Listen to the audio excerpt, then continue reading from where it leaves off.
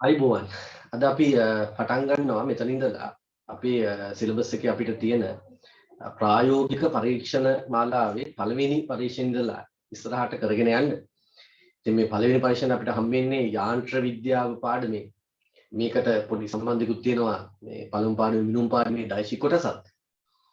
මම හිතනවා ඉතින් මේ පරීක්ෂණ ටික ඔය කට්ටිය මේ CR පොතකට හරි නැත්නම් සාමාන්‍ය පොතක් හරි කමක් නැහැ අරගෙන ඒකේ වෙනම ලියාගත්තොත් වඩා වටිනවා.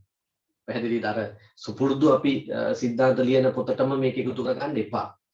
මේවා වෙනම පොතකට ගන්න. එතකොට අපිට අවශ්‍ය වෙලාවට මේ ටික වෙනම ගන්න පුළුවන්. මොකද ප්‍රායෝගික පරීක්ෂණ බොහෝ විට වෙනම තමයි අපිට මේ විභාගයේදී සම්බන්ධ වෙන්නේ ව්‍යුහගත රචනා වශයෙන්. ව්‍යුහගත රචනා ප්‍රශ්න 4ක් තියෙනවානේ. ඒ 4න් බොහෝ විට 3ක්ම ඍජුව අපි ඉගෙනගෙන තියෙන පරීක්ෂණයක් හා සම්බන්ධයි. 4 වෙනි ප්‍රශ්නේ බොහෝ විට ඒ හා ආශ්‍රිතව එකක් තමයි සම්බන්ධ වෙන්නේ නැත්නම් ඒ මූලධර්ම භාවිතා කරලා ගන්න විදිහට. කෙසේ හෝ අපි පළවෙනි පරීක්ෂණයෙන් ඉතින් පටන් ගමු. ඒක යාන්ත්‍ර විද්‍යාවට අදාළවයි තියෙන්නේ. බල සමාන්තරාශ්‍ර නියමයේ සත්‍යාපනය කිරීම. නැත්නම් බල සමාන්තරාශ්‍ර නියමයේ සත්‍යතාවය සොයා බැලීම සහ ඒක භාවිතා කරලා වස්තුවක ස්කන්ධයේ සෙවීම. පැහැදිලිද? ස්කන්ධේ නොදන්න වස්තුවක අපි ස්කන්ධය හොයනවා බල සමාන්තරාශ්‍ර නියමයේ භාවිතා කරලා.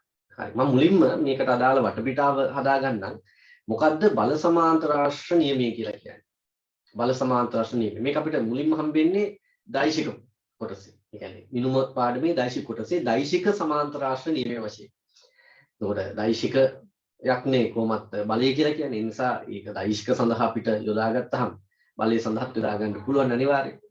යාර යාන්ත්‍ර විද්‍යාවේ බල සමතුලිතතාවය යටතේ අපි මේක බල සමාන්තරාශ්‍ර නියමය වශයෙන් අරගෙන ඒ කොටසට දාලා සිද්ධාන්ත හදාගත්තා. කෙසේ හෝ දෛශික සමාන්තරාශ්‍ර නියමය වේවා බල සමාන්තරාශ්‍ර නියමය වේවා ඒක අපි විපත් කරන්නේ මේ විදිහට අපි බල සමාන්තරාශ්‍ර නියමයෙන් කිව්වොත් එහෙම ආනත බල දෙකක් සමාන්තරාශ්‍රයක බද්ධපාද දෙකක් මගින් ඒවායේ ඡේද ලක්ෂණ ඉවතට ක්‍රියා කරන පරිදි නිරූපණය කළ ආනත බල දෙකක් සමාන්තරාශ්‍රයක බද්ධපාද දෙකක් මගින් ඒවායේ ඡේද ලක්ෂණ ඉවතට ක්‍රියා කරන පරිදි නිරූපණය කළ විට එම ඡේද ලක්ෂ්‍ය තුලින් වැටෙන විකරණයෙන් එම බල දෙකේ සම්ප්‍රයුක්තය ලැබේ. පැහැදිලිද? ඒක තමයි බල සමාන්තරාශ්‍ර නියමය. එහෙනම් මේක සත්‍යයි කියන එක පෙන්වන්නයි අපි උත්සාහ කරන්නේ. ඒ සඳහා මම මෙහෙම ගන්නවා. මම ආන්ත බල දෙකක් ගත්ත කියලා හිතන්නකෝ. හරි. අපි මේ පරීක්ෂණයේ එහෙම ආන්ත බල දෙකක් සකස් කර ගන්නවා. මම ආන්ත බල දෙකක් ගත්ත කියලා හිතන්න වෙන්නේ ආන්ත බලයක්. අපි තුමු මේක P කියලා. මෙන්න ආන්ත බලයක්. ඊට පස්සේ අනිත් ආන්ත බලය මම මෙහෙම ගන්නවා. මෙන්න Q කියන ආන්ත බලය. මොන P සහ Q ආන්ත බල දෙකක්. බල දෛශික නිසා මම මේ විදිහට නිරූපණය කරනවා. ගැටලුවක් නැහැ. හරි. දැන් දෛශික සමාන්තරාශ්‍ර ප්‍රමේය එහෙම නැත්නම් බල සමාන්තරාශ්‍ර ප්‍රමේය කියලා කියන්නේ මෙන්න මේ දෛශික දෙක නැත්නම් මේ බල දෙක සමාන්තරාශ්‍රයක බද්ධපාද දෙකක් මගින් ඒවායේ ඡේද ලක්ෂණ ඉවතට ක්‍රියා කරන පරිදි නිරූපණය කළ එක. හරි එහෙනම් මම මෙතන මේ දෛශික දෙක නැත්නම් බල දෙක බද්ධපාද වශයෙන් තියෙන සමාන්තරාශ්‍රය දැන් නිර්මාණය කරන්න. ඒක නිර්මාණය කෙරුවොත්. මට මෙහෙම ආව කියලා හිතන්නකෝ. ඔන්නෝම ලැබෙනවා කියලා හිතන්න සමාන්තරාශ්‍රය. සමාන්තරාශ්‍රය මෙහෙම ලැබෙනවා. ඒකට දෛශික සමාන්තරාශ්‍ර ප්‍රමේය නැත්නම් බල සමාන්තරාශ්‍ර ප්‍රමේය කියන්නේ මෙන්න මේ ඡේද ලක්ෂ්‍ය තුලින් වැටෙන විකරණය. මෙන්න මේ විකරණය. මෙන්න මේ විකරණය මේ ආන්ත බල දෙකේ සම්ප්‍රයුක්තය ලැබෙනවා කියලා. පැහැදිලිද?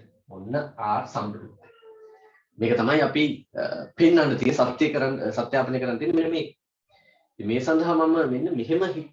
දැන් හිතන්න මේ බල දෙක ගත්ත කියලා හිතන්න. මේ බල දෙක මම තුන්වෙනි බලයකින් සමතුලිත කරනවා. තුන්වෙනි බලයකින් සමතුලිත කරනවා. එහෙනම් අපි දන්නවා දැන් බල සමතුලිතතාවය යටතේ යාන්ත්‍ර විද්‍යාව අපි කතා කරන බල සමතුලිතතාවය යටතේ මේ ආන්ත බල දෙකේ සම්ප්‍රයුක්තය මේක නම් ඒ සම්ප්‍රයුක්තයට සමානව ප්‍රතිවිරුද්ධව තෙවනි බලය දුන්නොත් එහෙම අපිට මේ පද්ධතිය සමතුලිත කරන්න පුළුවන්. පැහැදිලිද? හරි. එහෙනම් මම කරන්නේ මෙන්න මේ බල දෙකේ සම්ප්‍රයුක්තය කියන්නේ මේකට සමාන ප්‍රතිවිරුද්ධව තා බලයක් දෙනවා.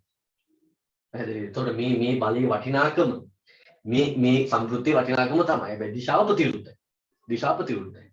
වැරදි හරි. මම කරන්නේ මේ පරීක්ෂණයේදී මෙහිම ආන්ත බල දෙකක් අරගෙන ඒ ආන්ත බල දෙක සමතුලිත කරනවා තව බලයක් යොදලා.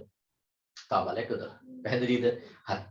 දැන් ඊට පස්සේ දැන් එතකොට මේ පද්ධතිය සමතුලිතයි. එහෙනම් මම දන්න දේ තමයි මේ බල දෙකේ සම්ප්‍රයුක්තයේ වටිනාකම මේක කියලා. ඒ වගේම සම්ප්‍රයුක්ති දිශාව මේකට සමානව හා ප්‍රතිවිරුද්ධව තියෙන්න ඕනේ කියන කාරණේ මම දන්නවා. හරි හොඳට පැහැදිලිව මේක තේරුම් ගන්න. මම කරන්නේ මොකද්ද? ආන්ත බල දෙකක් සකස් කරගෙන මේ බල දෙක සමතුලිත කරනවා තව බලයක් යොදලා. තව බලයක් යොදලා. මේ බලයක් යොදලා සමතුලිත කරනවා. මේව නෑ දැන් ඈ. මෙහෙම මම දන්නේ නෑ. මෙහෙම එකක් දන්නේ නෑ. ඊට පස්සේ මම කරන්නේ මෙන්න මේ බලය හොයනවා. මේ බලය හොයනවා. පැහැදිලි මේ බලය මට හොයන්න කියන්නේ බලය දන්නවා කියලා හිතන්නේ.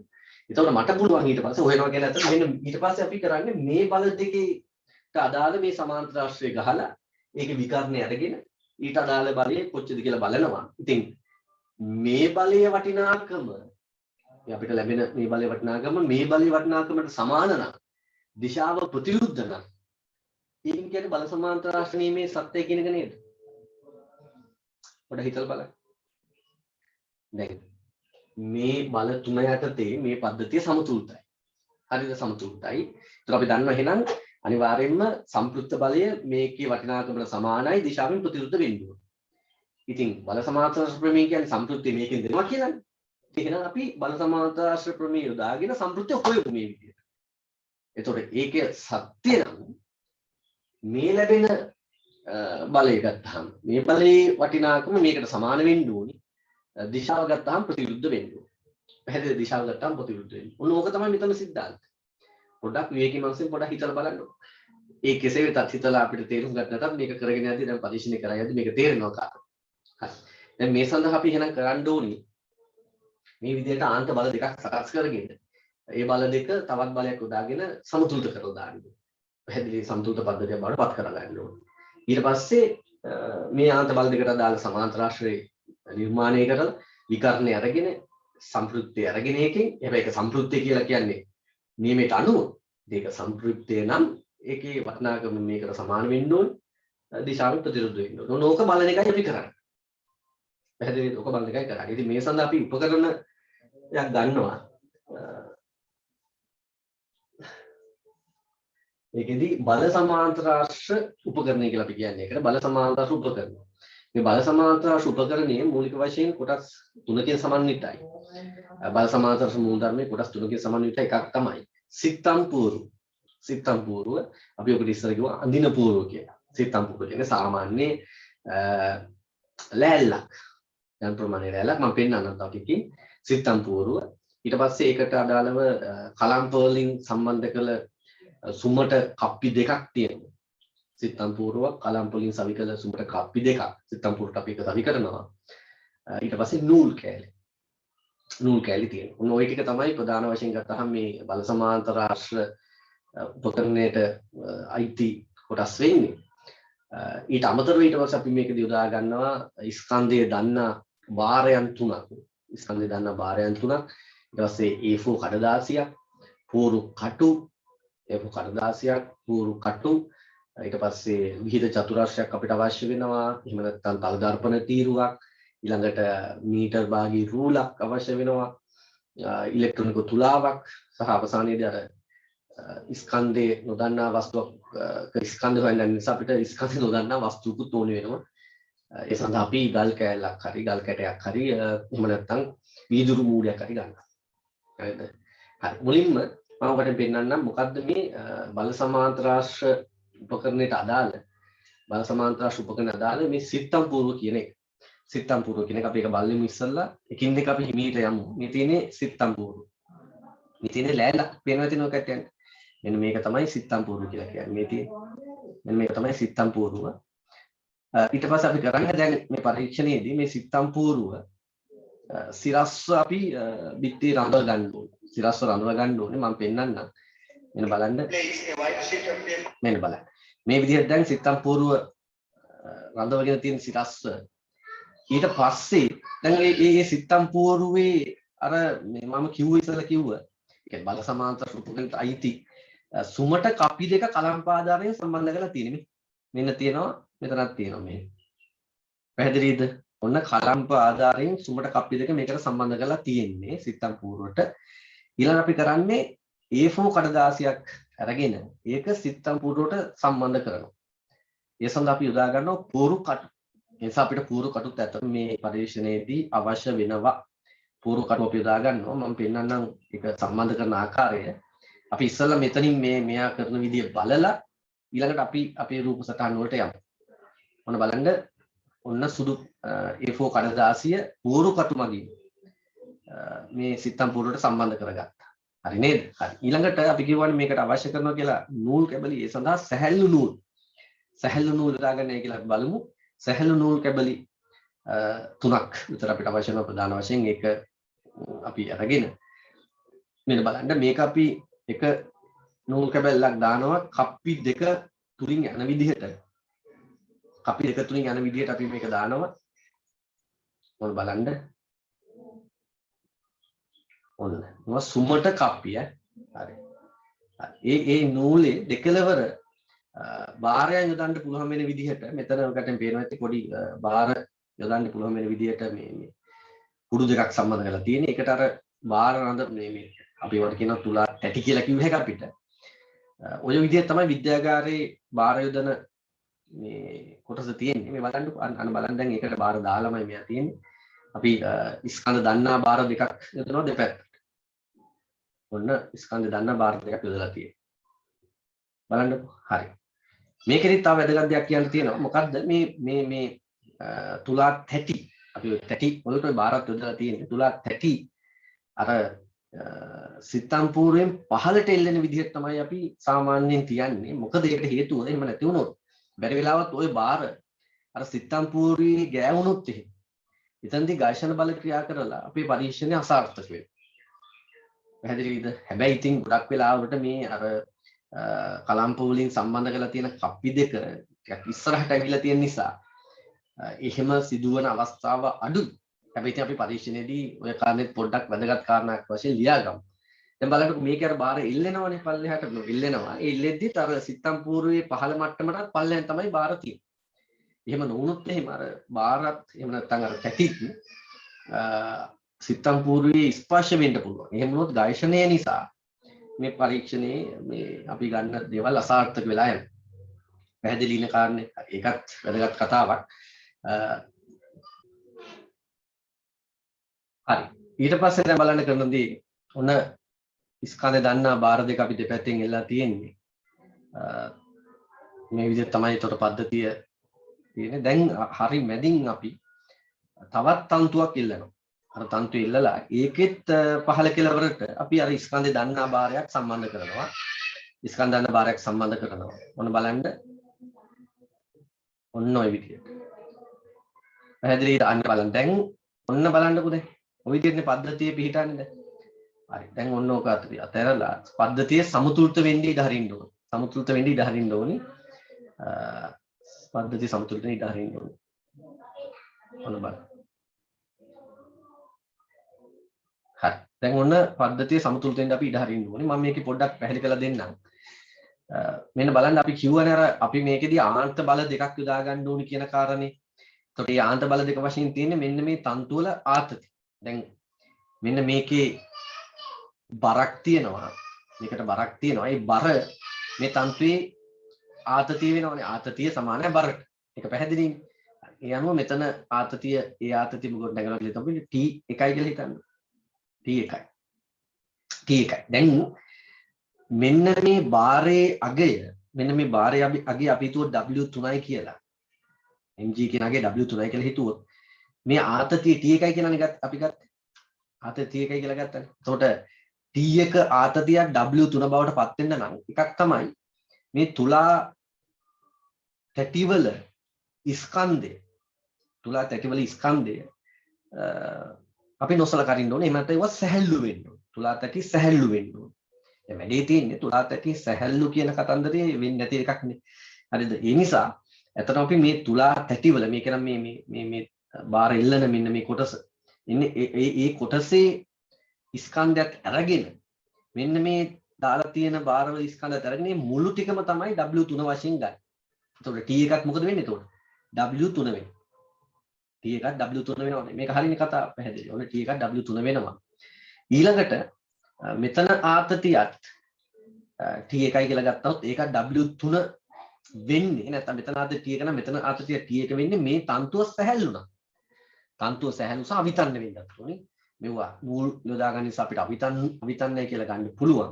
හැබැයි සැහැල්ලු වෙන්න ඕනේ. සැහැල්ලු නැත්තම් දැන් පොඩ්ඩක් කල්පනා කරලා බලන්න මෙන්න මේ කොටසේ බරත් මේ T1ට එකතු වෙනවා. T1ට එකතු වෙනවා. ඒ නිසා අපි මේ පරීක්ෂණයේදී සැහැල්ලු තන්තු ගන්න ඕනේ. සැහැල්ලු තන්තු ගන්න ඕනේ. ඒකත් ඔළුවේ තියාගන්න.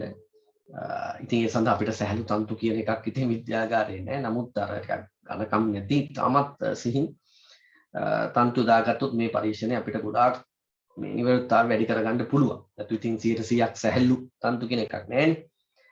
ඒතර මෙතන T1යි. ඒතර මෙතනත් T1ම වෙන්න ඕනේ. එතකොට අපිට T1 දැනගන්නගයක් බවට පත් වෙන්නේ W3 නැත්නම් මෙතන වෙනස් වුණොත් බෑ. එහෙම වෙන්න නැවත හරිද? මෙන්න මේ කප්පි ඝර්ෂණයෙන් තොර වෙන්නත් ඕනේ. දැන් කප්පි වල ඝර්ෂණයක් තිබ්බොත් එහෙම මේ දෙපැත්තේ ආතතිය අසමාන වෙනවා. ඝර්ෂණ බලයත් සම්බන්ධ වෙනවා. ඝර්ෂණ බලයත් සම්බන්ධ වෙනවා. එතකොට මෙතන ආතතිය අසමාන වෙනවා. එහෙම වුණොත් අපිට මෙතන ආතතිය W3 කියලා ගන්න බෑ. ඒ නිසා අපි මේකෙදි සුමට කප්පි යොදා ගැනීම ගැන සැලකිලිමත් වෙන්න ඕනේ. පැහැදිලිද? සුමට කප්පි යොදා ගන්න සැලකිලිමත් වෙන්න ඕනේ. එහෙම වුණොත් එහෙම තන්තු සැහැල්ලු වෙලා කප්පි සුමට වුණොත් එහෙම නැත්නම් ඝර්ෂණයෙන් තොර වුණොත් එහෙම අපිට මෙතන ආතතිය T1 කියන එක W3යි කියලා කියන්න පුළුවන්. පැහැදිලිද? හරි. ওই විදිහටම ගත්තාම මේ පැත්තේ අපි හිතුවොත් මෙන්න මේක W1යි කියලා. ওই W1යි කියලා කියන්නේ දැන් එහෙනම් මේ යොදලා තියෙන බාරවල ස්කන්ධ සහ මෙන්න මේ තුලා තැටි ස්කන්ධ ටික එකතු.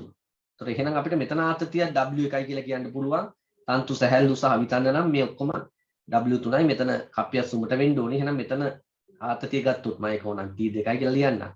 එහෙම අවශ්‍ය නැහැ. කෙලින් මේක W1යිනේ. ඔන්න W1යි. දැන් බලන්න කතාව හරියට. එහෙනම් ඔන්න ආන්ත බල දෙකක් තියෙනවා W1 සහ W3. ඒ බල දෙක සමතුලිත කරලා තියෙනවා ඊට පස්සේ. නැත්තම් බල තුනකට තේමෙන් පද්ධතිය සමතුලිත වෙලා තියෙනවා. මෙන්න මේ බාරෙල්ලා තියෙනවා. අපි ඒක හිතමු W3යි කියලා. එතකොට මෙතන යට ආතතිය W3 නම් මෙතන W3ක් W2යි කියලා හිතමු. W2යි නේද? W1 W2 W3 W2 කියලා හිතමු. ඒකටත් මේ තන්තු සැහැල්ලු වෙන්න ඕනි කියන කතාව තේරෙනවා කට්ටිය. හරි දැන් පොඩ්ඩක් හිතන්නකෝ. දැන් එහෙනම් ආන්ත බල තුනක් යටතේ මේක සමතුලිතයි. මෙන්න මේ ලක්ෂය ගත්තොත් ඒක ලක්ෂය සමතුලිතයිනේ. ආන්ත බල තුන මොකද්ද? W1 W2 සහ W3. එහෙනම් මෙතන පැහැදිලි W1 සහ W3 සම්ප්‍රයුක්තය ගත්තොත් ඒකේ වටිනාකම අනිවාර්යෙන්ම W2යි නේද? සම්ප්‍රයුක්තේ W2 නෙමෙයි. W1 සහ W3 සම්ප්‍රයුක්තේ වටිනාකම අනිවාර්යෙන්ම W2යි. ඒ වගේම සම්ප්‍රයුක්ත දිශාව මේ W2 දිශාවට හරියටම සමානව හා ප්‍රතිවිරුද්ධව තියෙනවා. දැන් අපි කරන්න හදන්නේ බල සමාන්තර මූල ධර්මයේ සත්‍යයි කියලා පෙන්වන්න හදන්නේ. ඒ අනුව ඒකට කියනවනේ මේ බල සමාන්තර මූල ධර්මය අනුව W1 සහ W3 කියලා මේ ආන්ත බල දෙක තියෙද්දි මේ බල දෙක බද්ධපාද වශයෙන් තියෙන. ඒවායේ ඡේද ලක්ෂයෙන් බද්ධපාද වශයෙන් තියෙන සමාන්තර රාශියක් අපි යන්දෝ. ඒවායේ ඡේද ලක්ෂය ඉවතට ක්‍රියා කරන්නත් ඕනේ බල දෙක. එහෙම වුණොත් මේ සමාන්තර රාශියේ ඡේද ලක්ෂය තුලින් වැටෙන විකරණේ සම්ප්‍රයුක්ත ලැබෙනවා කියන්නේ. ඉතින් අපි මෙහෙම කරමු. අපි මෙතන සමාන්තර රාශිය නිර්මාණය කරලා W1 W3ට අදාළව එතනින් සම්ප්‍රයුක්තය ආරම්භ බලමු. ඒකේ වටිනාකම W2ට සමාන නම් දිශාව ප්‍රතිවිරුද්ධ නම් අන්න බල සමාන්තර රාශිය මෙත් හරියට. පොඩ තේරුම් ගන්න කියන කතාව හරිනේ. W1 W3 සම්ප්‍රයුක්තයේ වටිනාකම W2ම වෙන්න ඕනි කියලා ෂුවර් නේ අපිට දැන් මේ කතාවට. ඉතින් අපි කරන්නේ සමාන්තර රාශිය නිර්මාණය කරලා ඒකේ විකරණයේ අදාළ විකරණයක් අරගෙන ඒකත් W2මද කියලා බලනවා. ඒක W2 වටිනාකම සමාන වුණොත් අන්න වටිනාකම හරි. දිශාව ප්‍රතිවිරුද්ධ නම් ඒකත් පැහැදිලි. හරි. ඒ සඳහා අපි කරන්න ඕනේ නම් මේකෙදි සමාන්තර රාශිය නිර්මාණය කරන්න ඕනේ. මේ විදිහට මම නිකන් දල වශයෙන් පෙන්නන්නම්. ඔන්න ඔහොම අපි නිර්මාණය කරලා නිකන් සමාන්තර රාශිය. හරි. එතකොට අපිට මෙන්න මෙහෙම මේ ඡේද ලක්ෂ්‍ය තුනේ වෙන විකරණය නෝනේ. ඔන්න ඔය විකරණේ මම මේ අරන් තියෙන විකරණය ගත්තොත් එහෙම මෙන්න මේ විකරණේ ඔන්න ඔය විකරණේ දිග අරගෙන ඊට අදාළව අපි මෙතන පරිමාණයක් තෝරගන්නවා. ඊට අදාළව බලයේ වටිනාකම ගත්තාම ඒක අනිවාර්යයෙන්ම W2 වෙන්න ඕනේ. එහෙම වුණොත් තමයි බල සමාන්තරාශ්‍ර නියමයේ සත්‍යය කියලා කියන්න පුළුවන්. එහෙම වුණ නැත්නම් අපිට බල සමාන්තරාශ්‍ර නියමයේ සත්‍යය කියලා කියන්න බෑ. පැහැදිලිද? හරි. ඔන්න ඔය අදහස පොඩ්ඩක් තේරෙනවා. දැන් වැඩි තියෙන්නේ කොහොමද අපි මේ W1 සහ W3 මධ්‍යපාද වශයෙන් තියෙන සමාන්තරාශ්‍රය නිර්මාණය කරගන්න. නිර්මාණය කළ ඒවයි ඡේද ලක්ෂ්‍ය තුලින් වැටෙන විකර්ණය ගන්න කියන කතන්දරය. පැහැදිලිද? ඔන්න ඔතෙන්දයි දැන් යන්න තියෙන්නේ. ඒ සඳහා අපි ගන්න මෙන්න මෙහෙම. අපි මේ දැන් අපි දන්නවා W1 සහ W3 දිශාවන් මේ තන්තු ඔස්සේ පිටන්නේ කියලා. තන්තු ඔස්සේ පිටන්නේ. එහෙනම් අපි මේ තන්තු වල පිහිටුම් ලකුණු කරගන්න ඕනේ. පිහිටුම් ලකුණු කරගන්න ඕනේ. මේ පිහිටුම් ලකුණු කර ගැනීම සඳහා අපිට පුළුවන් එක්කෝ විහිද චතුරස්‍රය යොදාගන්න. එහෙම නැත්නම් තල දර්පණ තීරුවක් යොදා ගන්නත් පුළුවන්. විහිද චතුරස්‍රය යොදා ගන්න පුළුවන්. එහෙම නැත්නම් තල දර්පණ තීරුව යොදා ගන්න පුළුවන්. අපි මම පැහැදිලි කරලා දෙන්නේ කොහොමද මේ යොදාගෙන එක කරන්න කියන කාරණේ. ඊට පස්සේ අපි මේ W3ට අදාළ මේ W2ට අදාළව දිශාව අපි සම්බන්ධ කරගන්නවා. ඒක නම් අත්‍යවශ්‍ය නැහැ. මොකද ඒක සිරස්ස පහළ තියෙන නිසා. කෙසේ හෝ W1 සහ W3 මේ බලවලට අදාළ දිශා ලකුණු කරගෙන ඊළඟ අපි බල සමාන්තරාශ්‍ර මූලධර්ම නියමයට අදාළව සමාන්තරාශ්‍රය ගහන්න W1 සහ W3ට ඒ අගයන් අපි පේනෝනේ අගයන් ගත්ත හැකිනේ මෙතන මේ බාරවලින් දෙපැත්ත බාරවල ඒ අගයන් වලට අදාළ පරිමාණයක් තෝරගෙන මේ සමාන්තරාශ්‍ර නිර්මාණය කරන්න හදන්නේ. මේක පාට කිව්වට තේරෙන්නේ නැතිවි. අපි වැඩේට බහිමු. පැහැදිලිද? හරි. මම මෙතනින් පස්සේ සිද්ධිය පැහැදිලි කරලා දෙන්නම්. මීට අපි බෝඩ් එකකින් අරගෙන පැට්‍රිකල් එක අදාළ දේවල් පොඩ්ඩ ලියාගෙන යමු. හරි මුලින්ම මාතෘකාව ලියාගන්න. හරි. කලබල වෙන්න එපා. මේ පරීක්ෂණ වල කතාව තමයි අවසානය කරද්දී තමයි අවසානම කොටස ඉවර කරලා තමයි මේක හොඳටම තේරෙන්නේ. මුල ඉඳලම මේක පැහැදිලි කරගෙන යනවා කියන කතන්දර ටිකක් අමාරු වැඩක් අත්‍තර. ඔයාලට තේරෙයි මම මේ කියන්නේ පරීක්ෂණ වල. සමස්ත පරීක්ෂණය ගත්තට පස්සේ තමයි මේක හරියට අපිට අවබෝධ කරගන්න පුළුවන්. හරියට දැන් ඔපරේෂන් එකක් කරනවා වගේ තමයි. එක මොහොතේදී අපි ඇවිල්ලා බැලුවට මොකද්ද මේ යන්නේ කියලා අපිට අවබෝධයක් කරගන්න බෑ. අවසානයේදී අපිට ඒක තේරෙනවා. මොකද්ද කියලා කාන්නේ හැබැයි ඔපරේෂන් එකට යන්නේ අපි යන පුද්ගලයා සියල්ල දැනගෙන යන්නේ. අපිත් මේ කරන්නේ පළවෙනි වතාවෙන් දැන් පරීක්ෂණයක් කරන්න ගන්න. පළවෙනි වතාවට පරීක්ෂණයක් කරන්නේ. එතකොට ඒක අපි පළවෙනි වතාවට කරද්දී මෙහෙම කොටසින් කොටස ගිහිල්ලා අවසානයේ සමස්තය ඔළුවට දාගමු. ඊළඟ ලියන්න මාතෘකාව දාගන්න පළවෙනි පරීක්ෂණය අපිට හම්බෙන බල සමාන්තරාශ්‍ර නියමයේ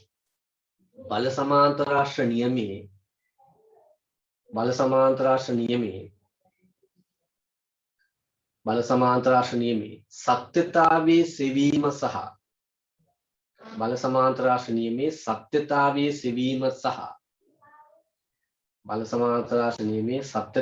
සෙවීම සහ ये भाविते बल समांतराश्र नियमे सत्यतावे सेवीम सह ये भाविते स्कंदे नोदन्ना वस्तुवक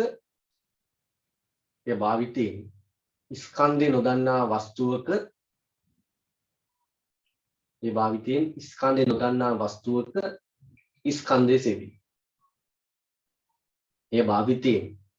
ස්කන්ධය නොදන්නා වස්තුවක ස්කන්ධය සෙවී. පැහැදිලි. ඒ භාවිතයෙන් ස්කන්ධ නොදන්නා වස්තුවක ස්කන්ධය සෙවී. එහෙනම් මුලින්ම අපි අවශ්‍ය ද්‍රව්‍ය සහ උපකරණ වශයෙන් ඒ ටික ලයිස්තුගත කරමු. අවශ්‍ය ද්‍රව්‍ය සහ උපකරණ අපි මේ ටික දැනුවත් වෙන්න ඕනේ. විභාගීලා අපෙන් අහනවා සමාජයේ පරීක්ෂණයේ නම දීලා මේ සඳහා අවශ්‍ය ද්‍රව්‍ය කීපයක් මෙන්න මේවා කියලා දීලා ඉතිරි අවශ්‍ය ද්‍රව්‍ය මොනවද කියලා අපෙන් අහනවා. අපි මේ පරීක්ෂණය පිළිබඳව හොඳ අවබෝධයකින් ඉන්න ඕනේ. අවබෝධය මම නම් කියන්නේ පරීක්ෂණයක් ඉවරනාට පස්සේ ඒක නැවත තමයි අවබෝධ කරගෙන ලියන්න. 100 පාරක් වුණත් කමක් නැහැ. අවශ්‍ය ද්‍රව්‍ය සෞපකරණ ඊට පස්සේ ඒකට අදාළ රූප සටහන කරන ක්‍රමය සහ වැදගත් කාරණා ටික. ඒ ටික නැවත කරලා පුරුදු වෙන්න. මොකද මේක අනිවාර්යෙන්ම ව්‍යුහගත ප්‍රශ්න හතරෙදී අපි පරීක්ෂාවට යොදනවනේ ඒකට අපි දන්නවද කියලා බලන්න. ඒ නිසා මේක තාමත් වැදගත්. ලකුණු 20ක් හම්බ වෙනවා ව්‍යුහගත ප්‍රශ්න හතරට 100න් 20ක් එක ප්‍රශ්නකට 5ක්. ලේසි නෑ. ඒතකොට මේ පිළිබඳ හොඳ අවබෝධයක් තියෙනවා. ඒ නිසා හරි වගකීමෙන් අන්තික තමයි මම ඉස්සරහට කියන්න මේ අපි පළවෙනි වතාවෙන් පරීක්ෂණ කරගෙන යන්නේ. ඒතකොට මේ වැදගත් වෙන කාරණා මම කියන්නේ යන්න. හරි. එහෙනම් ලියන්න අවශ්‍ය ද්‍රව්‍ය සහ උපකරණ. දැන් ලියන්න පොඩි මාතෘකාවක්. අවශ්‍ය ද්‍රව්‍ය සහ උපකරණ. අවශ්‍ය ද්‍රව්‍ය සහ උපකරණ. යටතේ අංක 1 අවශ්‍ය ද්‍රව්‍ය සහ උපකරණ. යටතේ අංක 1 බල සමාන්තරාශ්‍ර උපකරණය කියලා ලියලා ලිව්වත් ඇති. එහෙම නැත්නම් අර ඒකේ අදාළ කොටස් ටික නෝව කරගන්න. ඒ ප්‍රශ්නේ බලලා ඒ අහන විදිහට අපිට උත්තර දුන්නේ නැහැ. මෙහෙම ලියන්නකෝ අපි බල සමාන්තරාශ්‍ර උපකරණය කියන එක මුලියා අපි කොටස් වශයෙන්ම ලියමු දෙක. ඒ කොටස් ටිකම ලියන්න. සිත්තම් පුවරුව අංක 1 දාලා යන සිත්තම් පුවරුව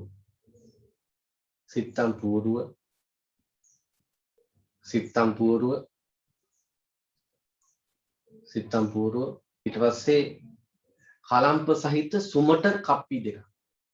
කලම්ප සහිත සිත්තම් පුවරුව අංක 1 අංක 2 කලම්ප සහිත සුමට කප්පි දෙකක්. කලම්ප සහිත සුමට කප්පි දෙකක්. කලම්ප සහිත සුමට කප්පි දෙකක්. කලම්ප සහිත සුමට කප්පි දෙකක්. ඊළඟට සැහැල්ලු නූල්.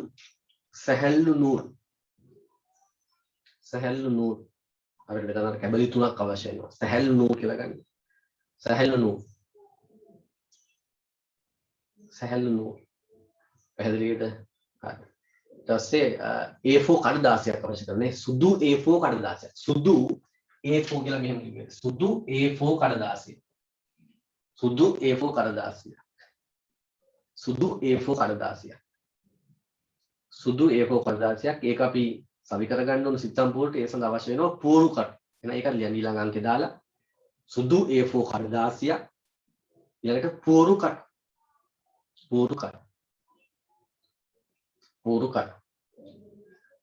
පැහැදිලිද? ඊළඟට අර ආන්ත බල ටික හදාගන්න අගයන් දන්නා බාර 3ක් අපිට අවශ්‍ය කරනවා. ඒ වගේ අගයන් දැනගන්න ඕනේ. ඒ කියන්නේ ඒවා තේරෙයි ටික ටික ඉස්සරහට යන්න. කලබල වෙන්න එපා. යන අගයන් දන්නා බාර 3ක්. අගයන් දන්නා බාර 3ක්.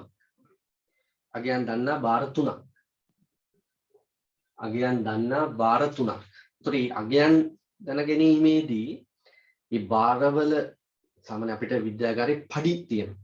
ඒතකොට මේ පඩි අපි ගත්ත කියලා හිතන්නකො. මේ පඩි දාන්න වෙනම තැටි තුලා තැටි කියලා අපි කියන්නේ. ඒකට තුලා තැටි තියෙනවා. නැත්නම් ඒ බාර රඳවන ඒවා තියෙනවා.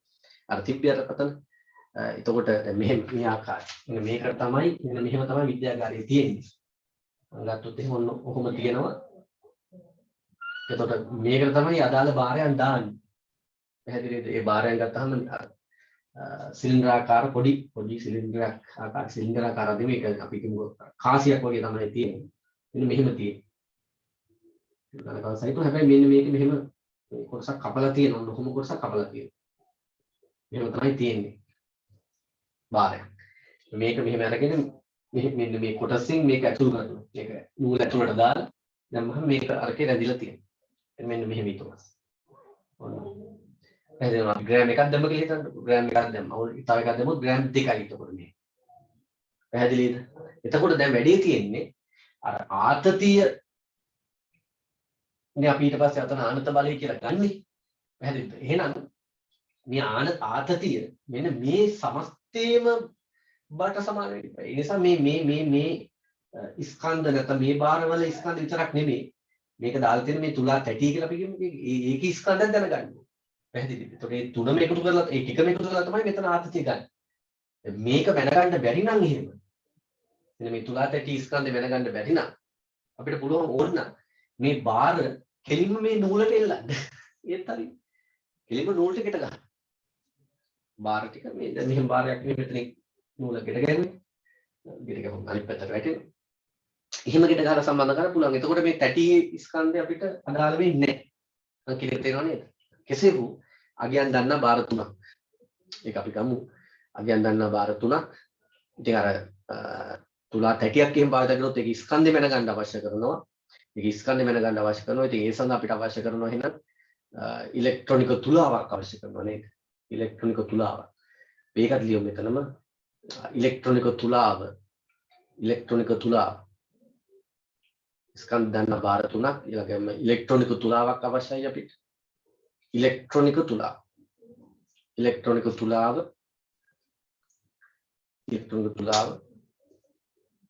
හරි. දැන් ඊළඟට මේ තන්තු වල පිහිටුම් ටික අපි ලකුණු කරගන්න ඕනේ කිව්වා. තන්තු වල පිහිටුම්. පැහැදිලි. ඒ සඳහා අපිට අවශ්‍ය කරනවා විහිත චතුරස්‍රය යොදාගත්තොත් අපිට පුළුවන් මේ තන්තු වල පිහිටුම්. හැබැයි විහිත චතුරස්‍රය සහ ඊට පස්සේ රූලකුත් අවශ්‍ය කරනවා. ඒ සඳහා සාමාන්‍ය රූලක් ගත්තත් කමක් නැහැ. හැබැයි අර දිගවල් මැනගන්නත් මෙතන අවශ්‍ය නිසා දිගවලුත් අපි මනින්න ඕනේ. ඒ නිසා අපිට කෙලින්ම මීටර් භාගී රූලකුත් ලියුව හැකියි. දිගවල් මැනගන්න ඕන නිසා දැන් විහිත චතුරස්‍රය සහ අඩි රූලක් ලිව්වොත් එහෙම ඒක හරි. ඒ අර තන්තු වල පිහිටුම් ලකුණු කර ගැනීම සහ සමාන්තර රාශිය නිර්මාණය කරන්න. ඊට අමතරව ඊට පස්සේ අර දිගව මැනගන්න මීටර් රූල ඕනේ. ඉතින් දෙකක් ඕන. ඒ නිසා අපි කියන්නේ මීටර් රූලයි අඩිභාගී රූලයි දෙකම ඕනේ. අපිට එකකින් මොක වැඩේ කර හැකියි. ඒක තමයි මීටර් භාගී රූල නැත්නම් මීටර් රූල. ඒකත් කම. යා ගන්න විහිත චතුරස්‍රය සහ විහිත චතුරස්‍රය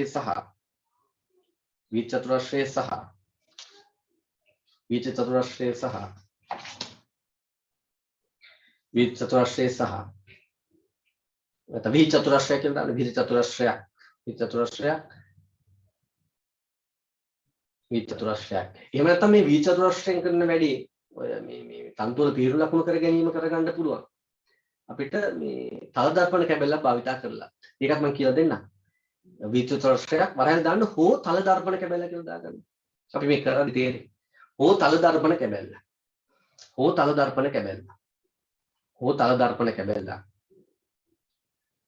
හෝ විහිත චතුරස්‍රයක් වරහන් දාන්න හෝ තල දර්පණ කැබැල්ල. තල දර්පණ තීරුව කියලා අපි කිව්වා. ඒක තල දර්පණ කැබැල්ලක්. ඊළඟට යටින් ඊළඟ එක දාගමුකෝ අඩිභාගයේ රූලක්. මොකද විහිත චතුරස්‍රය සහ අඩිභාගයේ රූල භාවිත කරලා ඊළඟට අපි සමාන්තර රාශි නිර්මාණය කරනවා. මේ සඳහා කව කට්ටිය දාගන්නත් පුළුවන්. ක්‍රම කීපයක් තියෙන නිසා කමක් නෑ අපි එක ක්‍රමයකට යමු. විහිත චතුරස්‍රය දෙවුවා හෝ තල දර්පණ කැබැල්ලක් ඊළඟට මීටර් භාගී රූලක්. හරි. අවසානයේදී අපිට අවශ්‍ය කරනවා ස්කන්ධය නොදන්නා වස්තුවක්. يعني ඒක දියමු කොතන?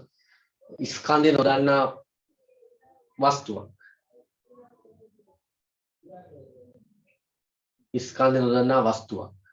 ඒක යටතේ අපිට වරහන් දාගන්න පුළුවන්. ගල් කැටයක් හෝ කුඩා ගල් කැටයක් හෝ වීදුරු මූඩියක් කියලා දාන්න. කුඩා ගල් කැටයක් හෝ වීදුරු මූඩියක්.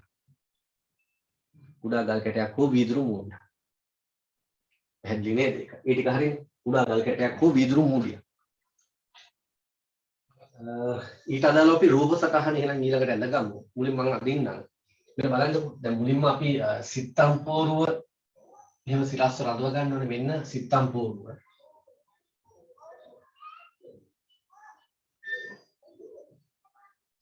ඔන්න සිත්තම් පෝරුව. මේ සිත්තම් පෝරුවට මේක ටිකක් විදියට අම්බයින් පොඩ්ඩක් මේක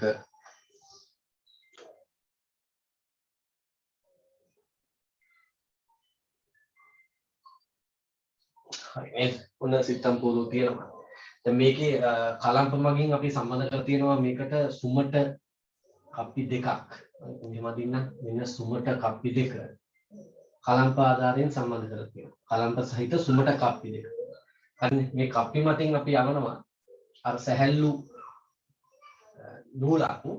ඊට කලින් අපි පෝරු කටු මගින් සුදු A4 කඩදාසිය සිත්තම් පෝරුවට සවි කර ගන්නවා. මෙන්න සුදු කඩදාසිය කියලා හිතන්න. සුදු A4 කඩදාසිය. හරි නේද? මෙන්න සිත්තම් පෝරුව නැත්නම් අඳින පෝරුව කියලාත් කියනවා. සිත්තම් පෝරුව. එහෙම නැත්නම් අඳින පෝරුව කියලාත් කියනවා. ඒක දැකලා සමහරලාට අර මම දැකලා තියෙනවා මේ ඔය සින්දුවක විෂුවල් එකේ එහෙම තියෙනවා. සින්දු කීපයක තියෙනවා විෂුවල් වල අර ඔය චිත්‍ර අඳින කට්ටිය නැත්නම් ඔය ගිහිල්ලා චිත්‍ර අඳින්නේ මම කර සින්දුවක් තියෙනවා ගෑන් ළමෙක් කාර් එකකින් ගිහිල්ලා ගඟක් ළඟ කාර් එක නවත්තලා ඊට පස්සේ පිටිපස්සේ ඩිකියෙන් අරගෙන සිත්තම් පෝරු එළියට අරගෙන සිත්තම් පෝරු තියලා ඊට පස්සේ ඔය චිත්‍රයක් ඇඳ ඇඳ ඉන්නවා. ඊට පස්සේ ඉතින් දන්නවනේ වෙන වැඩි තරුණයෙක් එන උතරින් යන්න ඔහොම කුටපටක් තියෙනවා. මේ සිත්තම් පෝරු අඳින පෝරුව කියලා කියන්නේ ඒ අර්ථයත් ඒකේ තියලා තමයි කඩදාසිය අර ඒ අදාළ චිත්‍රය අඳින්නේ. මේ සිත්තම් පෝරුව. මෙතන A4 කඩදාසිය එතකොට සුදු A4 කඩදාසිය සුදු A4 කඩදාසිය මේක සුමට කලම්ප සහිත සුමට කප්පි කියලා අපි ගමු. කලම්ප සහිත සුමට කප්පිය. සුමට කප්පි. හරි නේද? හරි. දැන් අපි දන්න ඊළඟට මේක මාතින් අර නූල යවලා මේ විදිහට අපි දැක්කයි කතාව. මේකේ කෙලවරට ස්කන්ධය දන්න බාරය සම්බන්ධ කරනවා. මම මෙහෙම ගන්නම්. ඊළඟට මේක අර සිත්තම් පූර්වෙන් පල්ලෙහාට එන විදිහට අපි බාර සම්බන්ධ කරුවොත් වඩා හොඳයි. මෙතන උඩ බාරයක් තියෙනවා සම්බන්ධ කරලා ඒක අපි එකක් ගමු. එතන බාරේ W1යි මේක W3යි කියලා ගමු ඈ. මොකද මැද බාරේ W2යි කියලා ගමු. ඒක W3යි මැද බාරයක් අපි මෙතන තන්තුවක් සම්බන්ධ කරලා එතෙන්වත් එල්ලනවා. එතකොට මේ සකස් වෙන්නේ මෙන්න මෙහෙම. මෙන්න මෙහෙම සකස් වෙනවා. අනන්ත බල තුනක් යටතේ තමයි මේ පද්ධතිය අන්තිමට සමතුලිත වෙන්නේ. හරිද?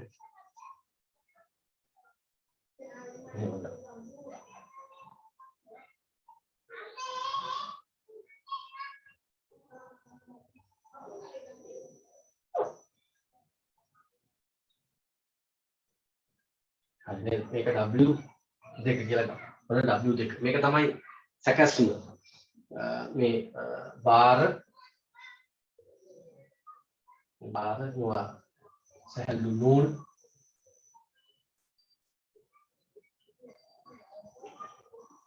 අන්න ඔය කියන තියෙන්නේ.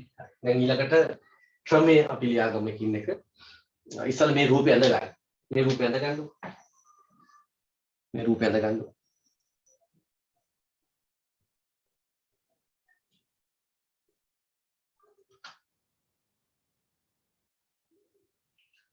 එහෙනම් වීඩියෝ එක පොඩ්ඩක් නවත්තලා මේක ඇඳ ගන්න පුළුවන්. හරි. අපි ක්‍රමයේ බැලුවොත් එහෙම ඔන්න හොඳට අහගන්න. අපි මුලින්ම කරන්න ඕනි සිත්තම් පෝරුව සිරස්ව රඳවලා පෝරු කටු ආධාරයෙන් සුදු A4 කඩදාසිය සිත්තම් පෝරුවට සවි කර ගන්න. පැහැදිලිද? පෝරු කටු භාවිතා කරලා සුදු A4 කඩදාසිය සිත්තම් පෝරුවට සවි කර ගන්න. ඊළඟට අපි මේ සුමට කප්පි මතින් නූල් දාලා අදාළ නූල සම්බන්ධ කරලා අදාළ බාරයන් තුලා තැටි වලට යොදනවා. ඒ නැත්නම් බාරයන් එල්ලනවා. තන්තුල කෙලවට බාරයන් එල්ලනවා. පැහැදිලිද? එතකොට මෙතන මේ තන්තුවක් යවලා දෙපැත්තට දැම්ම ඊට පස්සේ අපි දැක්ක මැදින් තන්තුවක් සම්බන්ධ කරලා ඒකටත් මේ බාරයක් යොදලා තියෙනවා. පැහැදිලිද? හරි. පද්ධතිය ඊළඟට සමතුලිත වෙන්න ඉඩ හැරලා දැන් අපි දන්නවා මෙන්න මේ තන්තුවල පිහිටුම් ටික ගන්න එපා. මොකද මේ පිහිටුම් ඔස්සේනේ W1 සහ W3 බල ක්‍රියා කරන්නේ. එහෙනම් මේ පිහිටුම් ලකුණු කරන්නේ කොහොමද? හරිද? මේ සඳහා අපිට ක්‍රම දෙකක් ගන්න පුළුවන්. ඒක තමයි බහුලව අපි ලියන්නේ. ඔයකට ඒකම ලියන්න. විහිත චතුරස්‍රය භාවිත කරලා අපිට පුළුවන් මේ තන්තුවල පිහිටුම් ලකුණු කරන්න. ඒ සඳහා අපි කරන්නේ විහිත චතුරස්‍රය මේ එක් තන්තුවේ පිහිටුමට ලම්බකව තියලා. ඒ කියන්නේ මෙන්න මෙහෙම ලම්බකව තියනවා කියන්නේ දැන් මේක හිතන්න විවිධ චතුරස්‍රය කියලා. මෙන්න විවිධ චතුරස්‍රය මම කියන්නේ ලොකු එකක් හදාගත්තා. මේ විවිධ චතුරස්‍රය මෙන්න මේ තන්තුව ගත්තාම මේ තන්තුවට ලම්බකව මෙහෙම තිබ්බේ. මේක මේ තන්තුවේ මෙහෙම ස්පර්ශ කර හැකිනේ ගිහින්. පැහැදිලිව බලන්නකො මේක තේරෙනවා නේ. හරි. මෙහෙම තියෙන එක මෙන්න විවිධ චතුරස්‍රය මෙහෙම හරවලා අපි එතකොට මෙන්න තන්තුව ඊට ලම්බකයි මේක. පැහැදිලිද? එතකොට විවිධ චතුරස්‍රයේ තලයේ ලම්බකයි. මෙන්න මෙහෙම මෙතනින් තියෙනවා මේ තන්තුව ස්පර්ශ වෙනවා. තියලා ඊට පස්සේ අපි එතෙන්ට අදාළ පිහිටුම සල්කුණු කරගන්නවා පැන්සලෙන්. මෙන්න මෙහෙම සල්කුණු කරගන්න. පැහැදිලිද? ඊළඟට තවත් දුරකින් අපි තවත් ලක්ෂයක් අපි ලකුණු කරගන්නවා. සල්කුණක් ලකුණු කරගන්න මේ. එහෙනම් විවිධ චතුරාශ්‍රය එක් තන්තුවට ලම්බකව තබා යම් දුරකින් නැත්නම් දුරින් තබන ලද 30 සලකුණු මගින් ඒ වායේ පිහිටුම් ලකුණු කරගන්න. මම තව එකක් පෙන්නන්න. දැන් මේක ගත්තොත් එහෙම මෙතන අපි මෙන්න මේ තන්තුවට ලම්බකව තිබ්බ විවිධ චතුරාශ්‍රය. මේ ගිහලා මෙහෙම වදිනවා. හරිද? ගොඩාක් මේක මේ වදනවා කියන්නේ මේක වදලා කඩන්න ගිහලා හරියන්නේ නැහැ. හරිද? මේක යන්තමින් ස්පර්ශ වෙන විදිහට සකස් කරනවා. සකස් කරලා මේ පිහිටුම ලකුණු කරගන්න. ඊට පස්සේ මෙතනත් එහෙමයි. මේ පිහිටුම ලකුණු කරගන්න. පැහැදිලි නේද කතාව? හරි. එහෙමත් පුළුවන්. එහෙම නැත්නම් අපිට පුළුවන් අර තලදර්පණ තීරුවක් භාවිතා කරන්න. ඒක අපි කිව්වේ විහිද චතුරස්‍රයක් යොදා ගන්නත් පුළුවන්. එහෙම නැත්නම් වරහෙන් දමන තලදර්පණ තීරුවක් කියලා. තලදර්පණ තීරුවක් භාවිතා කරලා මේ තන්තුවල පිහිටුම අපිට ලකුණු කරන්න පුළුවන්. දැන් කෙනෙක් අහයි ඉතින් ඔය ඔච්චර යන්න දෙයක් නැහැ නේ අපි නිකම්ම උඩින් බලලා එහෙම ලකුණු කරමුකෝ කියලා. එහෙම කරන්න බෑනේ. කොහොමද අපි පැන්සලේ තුඩ හරියටම මේ තන්තුවේ පිහිටුමට එහා පැත්තෙන් තියක් ඒක අපිට කරන්න බෑ. මොකද අපේ මට්ටමට බලද්දි ටිකක් එහා මෙහා වෙන්න පුළුවන්. පැහැදිලිද? ඒ නිසා එහෙම තත්ත්වයක් යොදා ගන්න බෑ. තලදර්පණ තීරුවක් යොදා ගන්න එක මම පොඩ්ඩක් පෙන්නන්නම්. මෙන්න බලන්නකො මේ විදිහට අපිට තලදර්පණ තීරුවක් ඕන යොදා ගන්න පුළුවන්. මෙන්න බලන්න. දැන් මේ තන්තුවක් තියෙන්නේ. තන්තුවට යටින් තලදර්පණ තීරුව තියෙනවා. තලදර්පණ තීරුව මෙන්න මේ තන්තුවට යටින් තියෙනවා. එතකොට තන්තුවේ ප්‍රතිබිම්බය ඔකට පේන තන්ත්‍රයේ ප්‍රතිබිම්බය අපිට පේනවා. මේ තියෙන තන්ත්‍රයේ ප්‍රතිබිම්බ පෙන්වන්න. මෙන්න තන්ත්‍රයේ ප්‍රතිබිම්බය පේනවා. හරි නේද? එතකොට අපි කරන්නේ මේකට ඉහළින් බලලා තන්ත්‍රයට ඉහළින් බලලා මේ ප්‍රතිබිම්බයේ දෙකවර 30 සලකුණු දෙකක් තියලා ඒක ලකුණු කරගන්නවා. මේ මෙතනින් 30 සලකුණු මෙතනින් බලන්නකෝ මේක. හරි මේ කරන ආකාරය බලමුකෝ. මෙන්න බලන්න.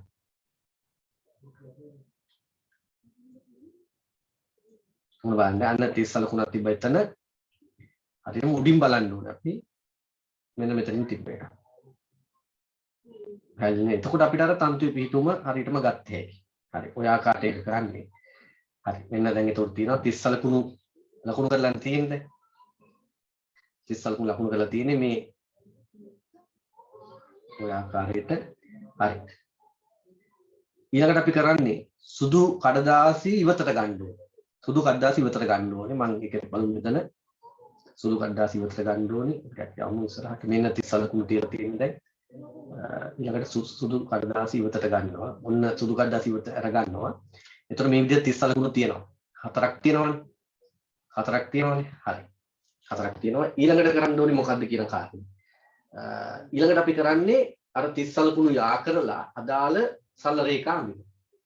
අදාළ සරල රේඛා අඳිනවා. පැහැදිලිනේ? හරි. ඔන්න නැවතම මතක් කරුවොත් එහෙම ක්‍රමයට තියෙන පළවෙනි එක තමයි සුදු කඩදාසිය සිත්තම් පූර්වට සවි කර ගන්නවා පූර්ව කොට භාවිතා කරනවා. ඊළඟට සිත්තම් පූර්ව සිරස රඳවලා කප්පි මතින් තන්තු යවලා අදාළ භාරයන් මේ තන්තු වලට සම්බන්ධ කරනවා. පැහැදිලිද? ගොඩාක් විස්තර යන්න ඕනේ. අදාළ භාර සම්බන්ධ කරලා පද්ධතිය සමතුලිත වෙන්න ඉඩ හරිනවා. ඊට පස්සේ විවිධ චතුරාශ්‍රය භාවිතා කරලා අපි තන්තුවල පිහිටුම් ලකුණු කරන්න ඕනේ. ඒක විවිධ චතුරාශ්‍රය භාවිතා කරලා තන්තුවල පිහිටුම් ලකුණු කරන්න කියන්න එපා. ඒක කරන ආකාරයත් ලියන්න.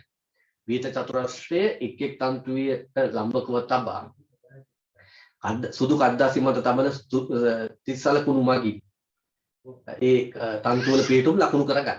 පැහැදිලිද? හරි. ඊළඟට මොකද කරන්නේ? සුදු කඩදාසි අපි ඉවතට ගන්න. සුදු කඩදාසි ඉවතට ගන්නවා. සුදු කඩදාසි ඉවතට අරගෙන 30 සලකුණු යා කරලා 30 සලකුණු යා කරලා අදාළ සරල රේඛා අඳිනවා. අදාළ සරල රේඛා අඳිනවා. එතකොට අපිට මම ගත්තොත් එහෙම මෙහෙම එනවනේ සරල රේඛා. මම මේ පැත්තෙන් ඉන්නම්කො මෙන්න මෙහෙම සරල රේඛාවක් එයි. මෙතනත් 30 සලකුණු දෙකක් තියෙන නිසා ඒ දෙකත් යා කෙරුවොත් මෙහෙම සලකුණු මේ සරල රේඛාවක් එයි. පැහැදිලි නේද? හරි. දැන් වැඩි තියෙන්නේ මේ සරල රේඛාව ඔස්සේ තමයි W1 සහ W3 භාරයන් ක්‍රියා කරන්නේ. W1 සහ W3 භාරයන් ක්‍රියා කරන්නේ මේ සරල රේඛාව ඔස්සේ. දැන් අපි ඒ W1 W3 භාරයන් වලින් කියවෙන මෙතන මේ බලයන්ට අදාළව සමාන්තර රාශිය නිර්මාණය කරගන්න එපා. ඒතකොට මේ බලයන් අපි නිරූපණය කරගන්න ඕනේ මෙන්න මේ සමාන්තර රාශියේ මේ මෙතන අපි අඳින්න හදන සමාන්තර රාශියේ මේ බද්ධ පාද දෙකේ. ඒ සඳහා අපි කරන්නේ සුදුසු පරිමාණයක් තෝරගන්න. සුදුසු පරිමාණයක් තෝරගන්න. දැන් උදාහරණයක් ගැන හිතන්නකෝ. මෙතන අපි තියෙන්නේ ග්‍රෑම් 2යි කියලා හිතන්නකෝ. මෙතන ග්‍රෑම් 3ක් කියලා හිතන්න. ග්‍රෑම් 3. එහෙනම් අපි ගන්නවා සෙන්ටිමීටර් එකකින් ග්‍රෑම් එකක් නිරූපණය කරනවා කියලා. සෙන්ටිමීටර් එකක් කියලා කියන්නේ ඒකෙන් ග්‍රෑම් එකක් නිරූපණය කරනවා. ග්‍රෑම් එකක් නිරූපණය කරනවා. අපි පරිමාණය තෝරගන්න. නැත්නම් ග්‍රෑම් එකක් සෙන්ටිමීටර එකක් නිරූපණය කරනවා. පැහැදිලිද? එහෙනම් මෙතන ග්‍රෑම් දෙකක් තියෙනවා කියන්නේ සෙන්ටිමීටර දෙකක් අපි ගන්න ඕනේ ඊට පස්සේ. සෙන්ටිමීටර දෙකක්. මෙතන 1යි සෙන්ටිමීටර තව සෙන්ටිමීටර දෙකයි. පැහැදිලිද? අපිට මීටර රූල භාවිත කරලා සෙන්ටිමීටර දෙකක් ගත්තා. ඊළඟට එහා පැත්තේ ග්‍රෑම් 3යි කියලා සෙන්ටිමීටර 3යි. 1යි 2යි 3යි ඔහොම ගත්තා. පැහැදිලිද? එතකොට මෙතන W එක බාරේ මේක නිරූපණය වෙනවා. මෙතන W 3 බාරේ අදාළ පරිමාණයට අදාළ. පැහැදිලිද? හරි. දැන් අපි කරන්න ඕනි දැන් මේ බල දෙක බද්ධ පාද වශයෙන් පවතින සමාන්තර රැස් නිර්මාණය කරන්න එපායි. හරි. එහෙනම් මේකට අදාළව සමාන්තර රැස් නිර්මාණය කරගන්න. අන්නේ සමාන්තර ආශ්‍රයේ මේක හරහා වැටෙන විකර්ණය අරගෙන ඊට අදාළ බලය අරගෙන ඒ බලයේ අගය මෙන්න මේ W3 අගයට සමානයි කියලා පෙන්වන්න ඕනි. දිශා ප්‍රතිවිරුද්ධයි කියලා පෙන්වන්න. එහෙම වුණොත් බල සමාන්තර ආශ්‍රය නියමයේ සත්‍යයි කියලා අපිට පේනවා. පැහැදිලිද? හරි. දැන් කොහොමද මේ පාද දෙක බද්ධ පාද වශයෙන් තියෙන සමාන්තර ආශ්‍රය නිර්මාණය කරන්නේ? ඒ සඳහාත් අපිට ක්‍රම දෙකකට යන්න පුළුවන්. එකක් තමයි වීථි චතුරස්‍රය සහ රූල භාවිතා කරනවා. ඒකට මීටර රූලක් අවශ්‍ය නැහැ. මොකක් හරි රූලක්. වීථි චතුරස්‍රය සහ රූල භාවිතා කරලා අපිට පුළුවන් සමාන්තර ආශ්‍රය ඇඳ ගන්න. පැහැදිලිද? එහෙම නැත්නම් අපිට කවකටුව සහ රූල භාවිතා කරලා පුළුවන් සමාන්තර ආශ්‍රය ඇඳ ගන්න. වීථි චතුරස්‍රය සහ රූල භාවිතා කරලා කරන එක තමයි අපි ගොඩක් ලියන්නේ. මම ඒක පෙන්නන්නම්. මෙන්න මෙහෙමයි වීථි චතුරස්‍රය සහ රූල භාවිතා කරලා සමාන්තර ආශ්‍රයක් නිර්මාණය කරගන්නේ. දැන් මෙන්න මේ පාදයට සමාන්තරෝනේ මෙතනින් රේඛාවක් ගහ ගන්න ඕනේ. මොනවාම සමාන්තරෝනේ ගහ ගන්න ඕනේ. ඊට පස්සේ මේකට සමාන්තරව මෙතනින් ගහ ගන්න. ඒක කරන ආකාරය මම පෙන්නන්නම් වීථි චතුරස්‍රය සහ රූල භාවිතා කරලා මෙන්න බලන්න. මෙන්න මෙතන පේනවා. ඔකට මේ පොඩි ඇනිමේෂන් එකක් තියෙන්නේ. හරි මම පෙන්නන්නම් මේ විදිහට. මෙන්න බලන්නකෝ දැන් මේ තියෙන්නේ අපේ ප්‍රැක්ටිකල් එක නෙමෙයි. දැන් මෙතන තියෙනවා මෙන්න එක බද්ධ පාදයක් මෙන්න අනිත් පාදේ. දැන් අපි කරන්න හදන්නේ මෙන්න මේ පාදයට සමාන්තරව මෙතනින් පාද මේ රේඛාවක් නිර්මාණය කරගන්න හදන්නේ. දැන් ඒක කරන්නේ කොහොමද කියලායි බලන්න තියෙන්නේ. මුලින්ම මෙන්න මේ විදිහට වීථි චතුරස්‍රය සහ රූල තියෙනවා. ඒ කියන්නේ වීථි චතුරස්‍රයේ මෙන්න මේ පාදය මෙන්න මේ රේඛාව ස්පර්ශ වෙන සමාන්තරව තියෙනවා.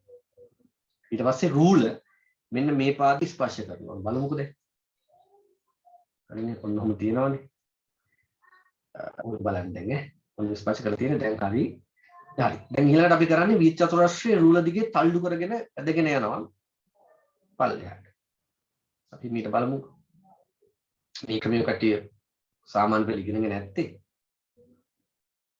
එතකොට අපිට පුළුවන් අන්න බලන්න හරි. ඔන්න ටික ටික පල්ලෙහාට ඇදලා යනවා. එතකොට තේරෙනවා මෙන්න මේ වීථි චතුරස්‍රයේ මෙන්න මේ රේඛාව මම පෙන්නන්න මෙන්න මේක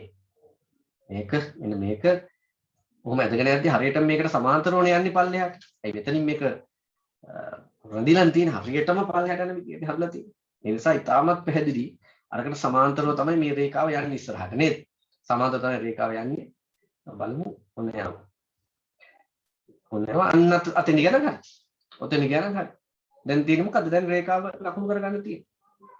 දැන් රේඛාව ලකුණු කරගන්න තියෙන්නේ. පැහැදිලිද? ඔන්න එතනින් ඊට පස්සේ දැන් රේඛාව වැඩ ගන්න තියෙනවා. බලමු අදින ආකාරය.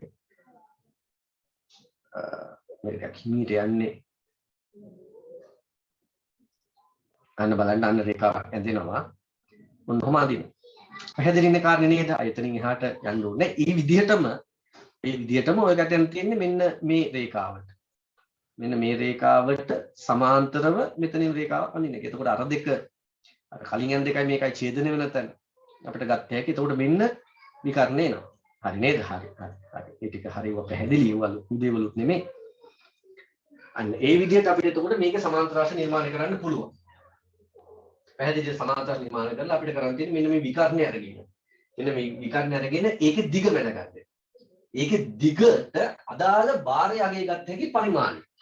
දැන් උදාහරණයක් වශයෙන් මේ දිග සෙන්ටිමීටර් 4 නම් ඒ කියන්නේ ග්‍රෑම් 4යි.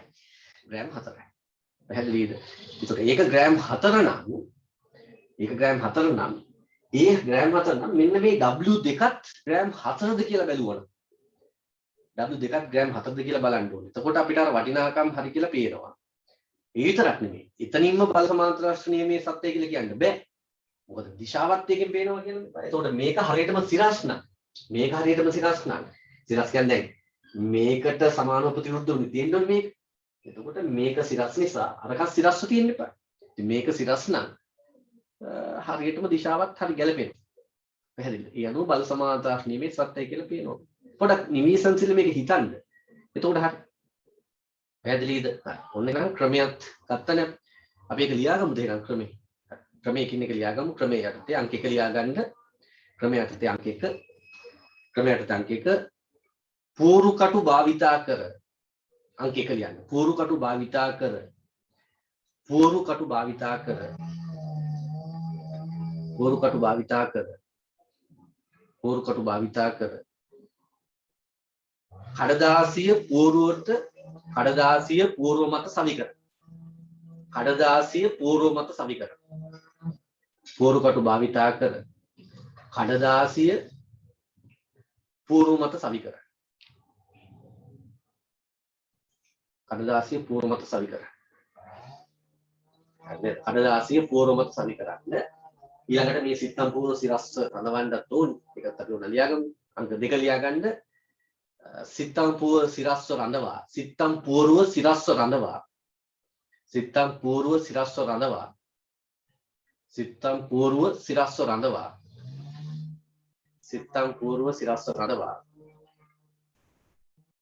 W1 නැත්නම් අපි තන්තුවක් යවන්නත් උනේ මනම් අවශ්‍ය නැහැ.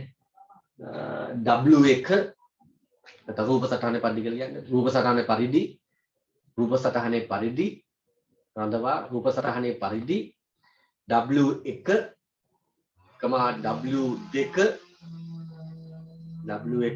W2 හා W3 බාර W3 බාර රඳවන්න. නැත්නම් තුලා තැටි වලට දමන්නේ කියලා ගන්න ඕනේ. ඒතකොට තුලා තැටි වල බාරත් එකතු කරන්න වෙනවා. එතකොට හරි. W1 W2 සහ W3 බාර රඳවන්න. එහෙම කියමු රඳවන්න. ඊට පස්සේ අංක 3. තවත් විශේෂ කාරණයක් අපි ක්‍රමේ ලියද්දී අර සාමාන්‍ය රචනා ලියන වගේ එක දිගට ලියන්න යන්නේ නැහැ. පැහැදිලිද? ඒ පේපර් එකේ විවගත රචනා ප්‍රශ්නේ අදාළ පියවරල් ටික ඇහුවොත් එහෙම අදාළ ක්‍රමේ ලියන්න කියලා කිව්වොත් එහෙම අපි පියවරල් වශයෙන් ලියන්නේ. ඒක හරි හොඳයි يعني. පැහැදිලි. අර වාක්‍ය රචනාව ලියනවට වඩා වාක්‍ය රචනාව කට්ටිය ඔයගොල්ලෝ ලියලා තියෙනවා. ඒක අර සෞන්දර්යයත් එක්ක ඒ සාහිත්‍ය කතාව.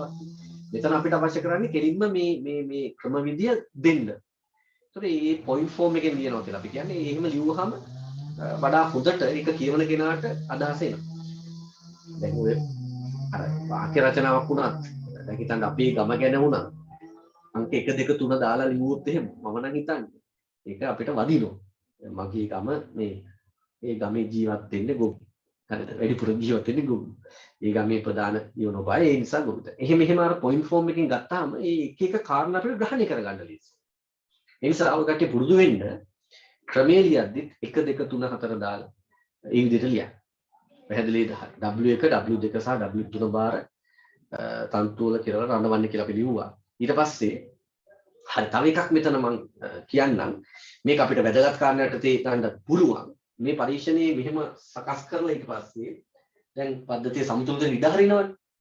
පද්ධතිය සමතුලිත ඉඩ හැරලා මෙන්න මේ මැද බාරය හෝ මේ බාර දෙකෙන් එකක් වෙන්නත් පුළුවන්. ඒ ගැටලුවක් නෑ.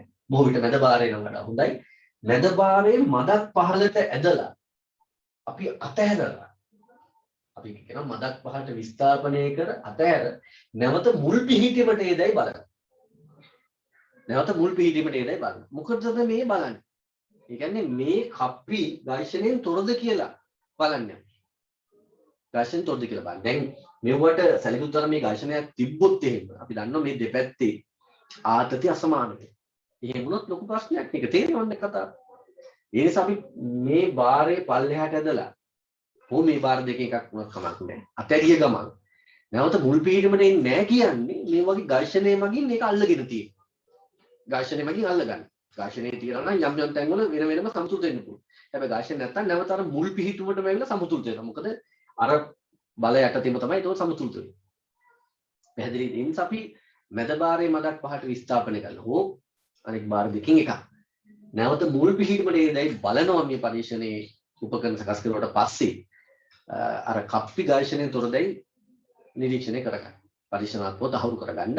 බැරි වෙලාවත් එහෙම ඉන්නේ නැත්තම් මුල් පිහිටීමට අපිට පුළුවන් ලීසි තෙල් දාලා මේ කප්පි සුඹට කරගන්න. පැහැදිලිද? හරි. ඒකත් අපි එතන ලියමු. ඒක නොලියුවට කමකුත් නැහැ.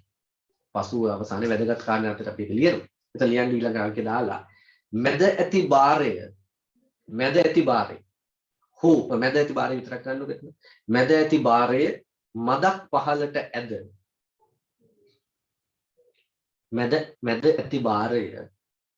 මැද ඇති බාරය මදක් පහලට ඇද මැද ඇති බාරය මදක් පහලට ඇද ඒ මුදා හැර මැද ඇති බාරය මදක් පහලට ඇද ඒ මුදා හැර මැද ඇති බාරය මදක් පහලට ඇද ඒ මුදා හැර නැවත මුල් පිහිටීමට පැමිණේදයි පරීක්ෂා කර බලන්න. නැවත ඒ මුදා හැර නැවත මුල් පිහිටීමට පැමිණේදයි පරීක්ෂා කර බලන්න. නැවත මුල් පිහිටීමට පැමිණේදයි පරීක්ෂා කර බලන්න. ඇයි කියන කතාව අපි වැදගත් කාරණාවට බසලියමු. නැවත මුල් පිහිටීමට පැමිණේදයි පරීක්ෂා කර බලන්න. ඊළඟ අංකය අංක 4 නේද? ඊළඟ අංකේ දාන්න නැවත මුල් පිහිටීමට පැමිණේදයි බලන්න. අංක 4. මොකද අංක 4 අර තන්තුවල පිහිටුම් ලකුණු කරගන්න. ඒක අවබෝධ කරගන්න මොකද්ද ලියන්නේ අපි කියන එක. මම දෙන වාක්‍ය ටිකක් කියවලා Tamanට ගැළපෙන විදිහට වචන හසුරවලා හරිද මගේ වචන වෙන්න ඕනේ. හැබැයි අදහස විකෘති නොකර හරිද? ඒක ලියන්න. අපි කරන්න ඕනේ ගීත චතුරාශ්‍රයේ එක් තන්තුවේ පිහිටුමට ලම්බකව තබා. පැහැදිලිද? ලම්බකව තබා මේ තන්තුවල පිහිටුම් යම් දුරකින් දුරින් තබන ලද කියලා අපි ලියමු. ළඟින්ම තියන්නේ අපි දුරින් තබන ලද තිස්සල් ගුණ දෙකක් මගින් ලකුණු කරගන්න. ලියන්න ගීත චතුරාශ්‍රය එක් තන්තුවට ලම්බකව තබා විවිධ චතුරාශ්‍රය එක් තන්තුවට ලම්බකව තබා එක් තන්තුවට ලම්බකව තබා ඒක තියෙන ආකාරය මම පැහැදිලි කරලා දුන්නා මේ එක් තන්තුවට ලම්බකව තබා විවිධ චතුරාශ්‍රය එක් තන්තුවට ලම්බකව තබා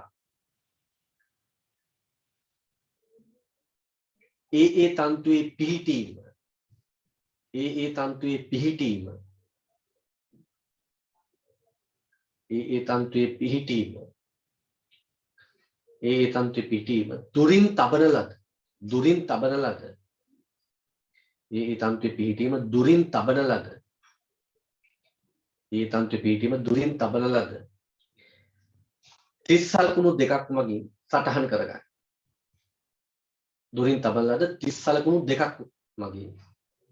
දුරින් තබන ලද තිස්සල් කුණු දෙකක් මගින් සටහන් කරගන්න. ඒ දුරින් තියන කියන එක අපි ආලෝක පාඩමේ ඉගෙන ගන්නවා. ඒ නිසා මේකෙදි මේක අවශ්‍ය නැහැ. ඒක ඇත්තටම මෙතනදී ගොඩාක්ම අත්‍යවශ්‍ය කාරණයක් නෙමෙයි. ආලෝක පාඩමේ අපි කතා කරනවා මේ රේඛා දිද්දි අදාළ රේඛා ලකුණු කරගන්න අපි තිස්සල කුණු තියා ටිකක් දුරින් තියන්නේ කියලා කාරණා. ඒ කියලා කියමු අපි මම ඊට පස්සේ ආලෝකයේදී කියලා දෙන්න. දුරින් තබන ලද තිස්සල් කුණු දෙකක් මගින් සලකුණු කරගන්න. පැහැදිලිද? හරි. ඊළඟ අංකයේ කඩදාසිය දුරින් තබන ලද තිස්සල් කුණු දෙකක් මගින් සටහන් කරගන්න. ඊළඟ මොකද කරන්නේ? කඩදාසිය ඉවතට අරගන්න. හරියට අත තිස්සල් කුණු යා කරන සල රේඛාව. يعني කඩදාසිය ඉවත පූර්වයෙන් ඉවතට ගෙන.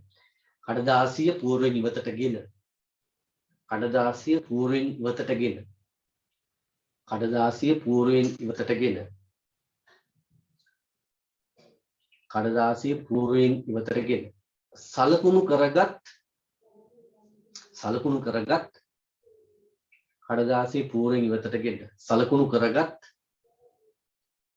ලක්ෂ හරහා යන පරිදි නැත්නම් ලක්ෂ හරහා යන රේඛා අඳින්න. සලකුණු කරගත් ලක්ෂ හරහා යන රේඛා අඳින්න. කඩදාසි ඉවතටගෙන සලකුණු කරගත් රේඛා හරහා යන sorry සලකුණුකරගත් නැත්නම් සලකුණුව 30 තරහා යන කියලා නේ. හරහා යන සලකුණු කරන් ලක්ෂ හරහා යන සලකුණු කරගත් ලක්ෂ හරහා යන රේඛා අඳින්න. සල රේඛා අඳින්න. සල රේඛා අඳින්න ඊළඟට අපි කරන්නේ සුදුසු පරිමාණයක් තෝරගෙන මොකද කරන්නේ W1 සහ W3ට අදාළ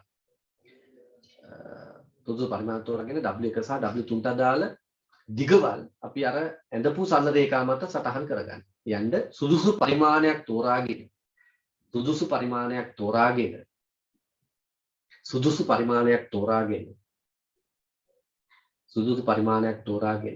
W1 හා සුදුසු පරිමාණයක් තෝරාගෙන W1 හා W3 අගයන්ට W1 හා W3 අගයන්ට W1 හා W3 අගයන්ට W1 හා W3 අගයන්ට සමානුපාතික වන පරිදි W1 හා W3 අගයන්ට සමානුපාතික වන පරිදි දිගවල් W1 හා W3ට සමානුපාතික වන පරිදි දිගවල්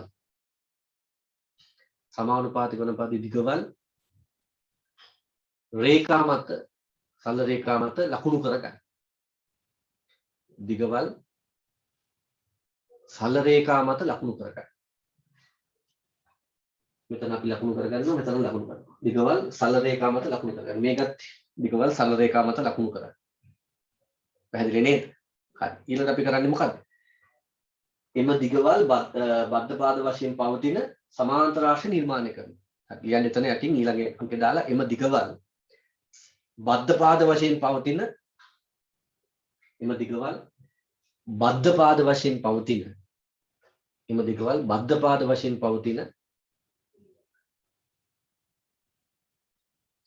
බද්ධ පාද වශයෙන් පවතින සමාන්තර රාශි නිර්මාණය කර සමාන්තර රාශි නිර්මාණය කර එහෙම ගත්තත් හරි. එම දිගවල් බද්ධ පාද වශයෙන් පවතින සමාන්තර රාශි නිර්මාණය කරා. ඊළඟට අපි පොයින්ට් එකක් හදමු. එම දිගවල් බද්ධ පාද වශයෙන් පවතින සමාන්තර රාශි නිර්මාණය කරා.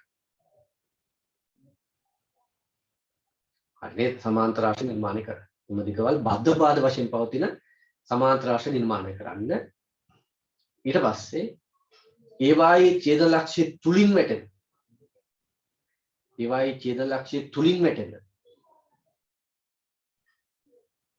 ඡේද ලක්ෂ්‍ය තුලින් වැටෙන විකර්ණයේ දිග මැන. කියන්නේ මෙන්න මේ ඒවායේ ඡේද ලක්ෂ්‍ය තුලින් වැටෙන විකර්ණයේ දිග මැන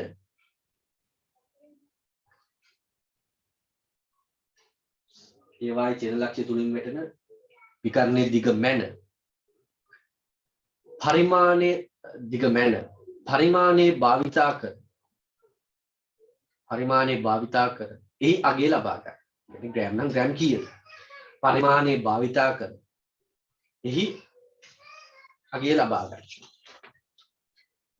භාවිතා කර එහි අගය ලබා ගන්න. ඒක අපි බලන්න ඕනේ W2 අගයට සමානද බලන්න. කියන්නේ එම අගය පරිමාණයේ භාවිතා කර එහි අගය ලබා ගන්න. එම අගය W2ට සමානයි බලන්න. එතකොට එතනින් බල සමාන්තරාශ්‍රණීය සත්‍යාපනය වෙන්නේ නැහැ. අපිට පේන එතකොට මේ සම්ප්‍රයුක්තයේ වටිනාකම මේකෙන් ලැබෙනවා කියන කතාව මොකද? මේකේ අගයම මෙතන ලැබෙනවා. නමුත් දිශාවත් ගැන කියන්න තිබා. එතකොට මේ විකර්ණයේ දිශාවෙන් සම්ප්‍රයුක්ත දිශාව ලැබෙනවා කියන කාරණේ. එතකොට පැහැදිලිද? ඒකත් අපිට පෙන්වන්න. ඒකත් පෙන්වන්න ඒ කියන්නේ නෝ විකර්ණයේ සිරස්තය බලන්න කියලා එක. ඒක ලියන්න තවද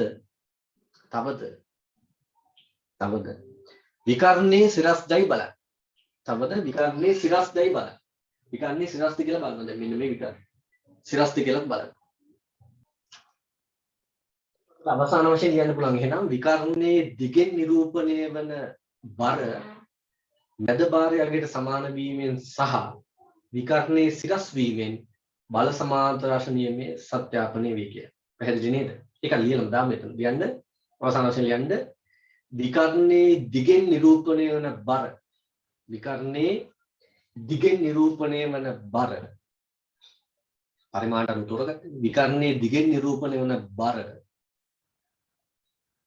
මැද ඇති භාරයේ අගයට සමාන වීමෙන් සහ විකර්ණයේ දිගෙන් නිරූපණය වන බර මේ වචන හිම්ම වලට ලියන්න අවශ්‍ය නැහැ. ටික ගැළපෙන හදාගන්න. විකර්ණයේ දිගෙන් නිරූපණය වන බර මැද ඇති භාරයේ අගයට සමාන වීමෙන් සහ මැද ඇති භාරයේ අගයට සමාන වීමෙන් සහ කියන්නේ W2කට මැද ඇති භාරයේ අගයට සමාන වීමෙන් සහ විකර්ණයේ සිරස් වීම විකර්ණයේ සිරස් වීමෙන්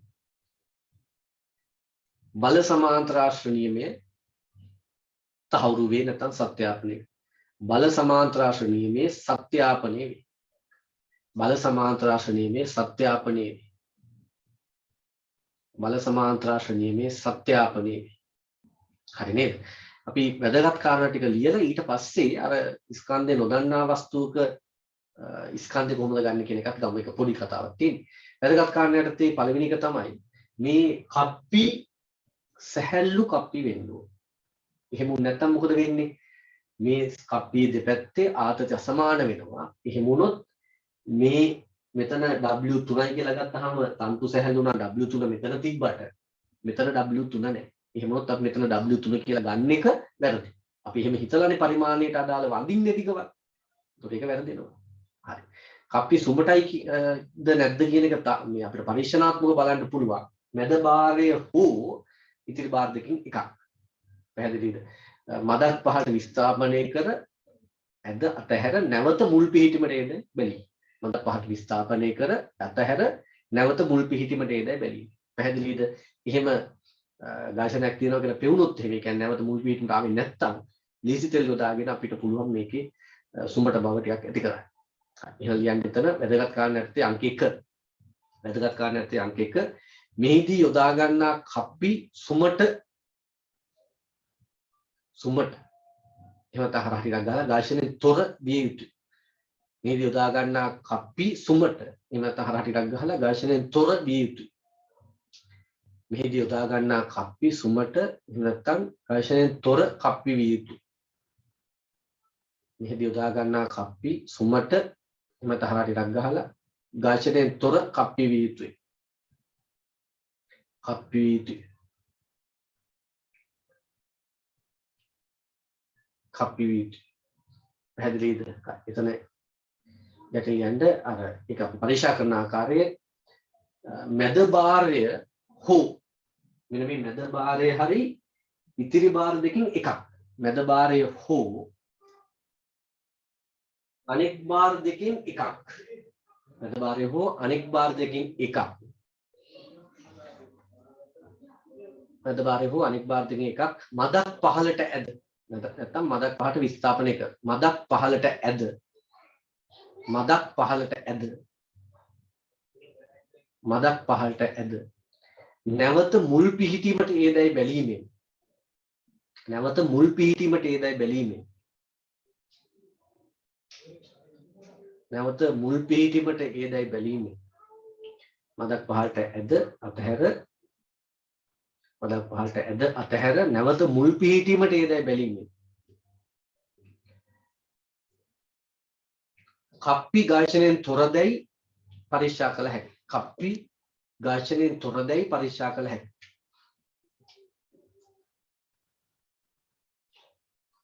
කප්පි ඝර්ෂණයෙන් තොරදැයි පරීක්ෂා කළ හැකියි.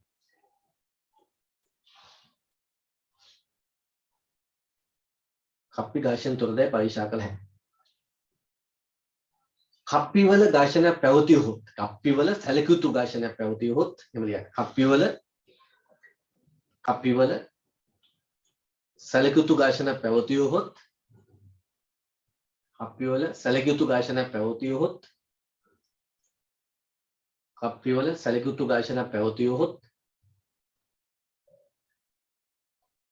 කප්පිවල සැලකියුතු ඝර්ෂණයක් පැවතියොත් කප්පිය දෙපස කප්පිවල සැලකියුතු ඝර්ෂණයක් පැවතියොත් කප්පිවල දෙපස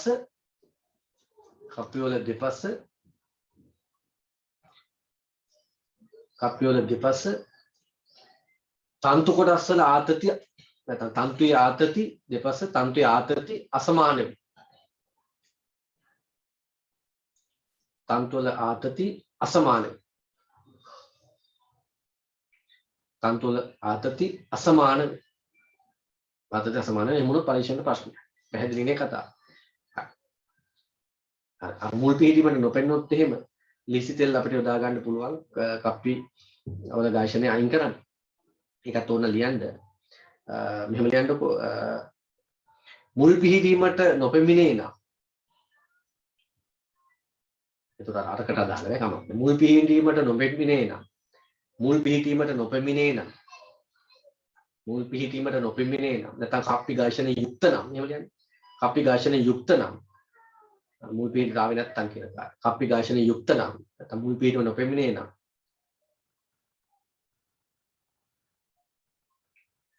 ලීසි තෙල් යෙදීමෙන් කප්පි වලට ලීසි තෙල් යෙදීමෙන් ලීසි තෙල් යෙදීමෙන් ඝර්ෂණය අවම කරගත හැකියි. ලීසි තෙල් යෙදීමෙන් ඝර්ෂණය අවම කරගත හැකියි. ලීසි තෙල් යෙදීමෙන් ඝර්ෂණය අවම කරගත හැකියි. ලීසි තෙල් යෙදීමෙන් ඝර්ෂණය අවම කරගත හැකියි. ඊළඟට අපි දන්නවා මේකෙදි සැහැල්ලු තන්තු යොදා ගන්නත් ඕනේ. මොකද තන්තු සැහැල්ලු නැත්නම් තන්තුෙන් තනින් තනට ආතති වෙනස් වෙනවා. පැහැදිලි ඒක ලියන්න. මේ අංක දෙක දාන්න. මෙහිදී යොදා ගන්නා තන්තු සැහැල්ලු විය යුතුයි. අංක දෙක ලියන්න. මෙහිදී යොදා ගන්නා තන්තු සැහැල්ලු විය යුතුයි. මෙහිදී යොදා ගන්නා තන්තු සැහැල්ලු විය යුතුයි. මෙහිදී යොදා ගන්නා තන්තු සැහැල්ලු විය යුතුයි. එසේ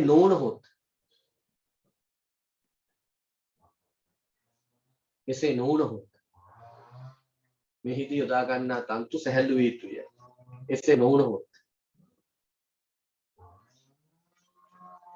එසේ නොවුනහොත් තන්තුවේ තැනින් තැනට ආතති අසමාන වේ. එසේ නොවුනහොත් තන්තුවේ තැනින් තැනට ආතති අසමාන වේ.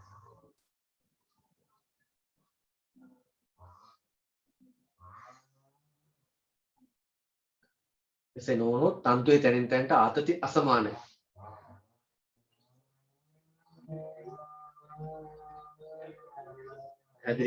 එතකොට මේ සඳහා සිහින් තන්තු භාවිතා කරලා අපිට තන්තුවේ තන්තු සැහැල්ලු තන්තු බවට පත් කරගන්න පුළුවන් ඉතින් හැකියතා. යන්න මෙහිදී සිහින් තන්තු යොදා ගැනීම වඩා සුදුසුයි.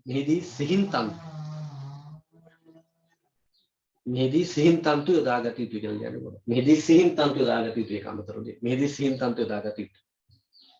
පැහැදිලිද? හරි. මෙහිදී සිහින් තන්තු යොදාගත යුතුයි. ඊළඟට අර තුලා තැටි ගත්තාම තුලා තැටි සැහැල්ලු වෙන්න ඕනේ.